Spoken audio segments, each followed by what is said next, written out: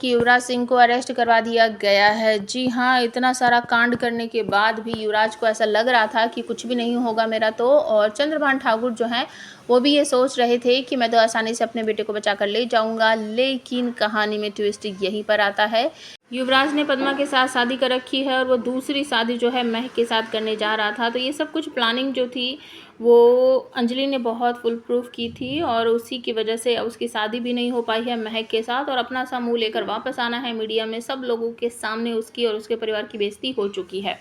तो घर पर आकर वो अपनी माँ के साथ थोड़ी सी बदतमीजी करता है और उसके बाबा जो हैं उसको डांटते हैं कि तू ऐसा कैसे कर सकता है, मैं तुझे हमेशा से बोल रहा था कि ऊट पटांग हरकतें बंद कर, ऐसा मत कर, लेकिन तुझे तो मेरी बात सुननी ही नहीं है। तो यहाँ पर तभी आ जाता है पुलिस इंस्पेक्टर और अरेस्ट करने लगता है युवराज को। तो युवराज की मॉम जो है वो कहती हैं कि आप ऐसा कैसे कर सकते हो, युवराज को अरेस्ट कैसे कर सकते हो, उसने किया ही क्या है, इस तरीके से बोलता है। तो युवराज के जो पापा हैं वो भी कहते हैं कि आप इसको अरेस्ट नहीं कर सकते, और इसने किया क्या है, हम तो शादी करने गए थे और हमने शादी नहीं की है।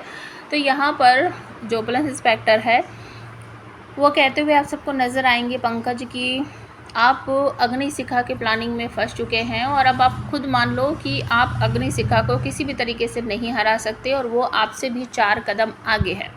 तो इस पर भड़क पड़ता है युवराज, कहता है कि ये इंस्पेक्टर तेरा दिमाग ख़राब हो गया है क्या, हमेशा उसकी तारीफ़ करता रहता है।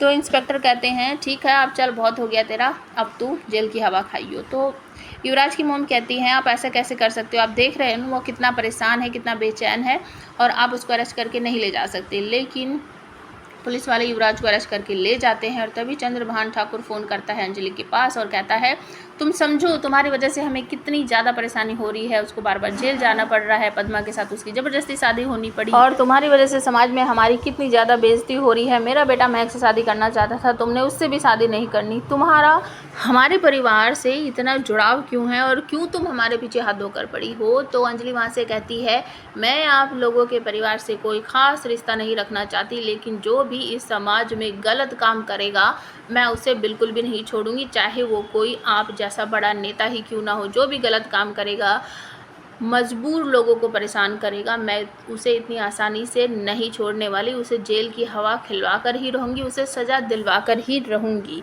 तो यहाँ पर चंद्रभान ठाकुर की बोलती बंद हो जाती है।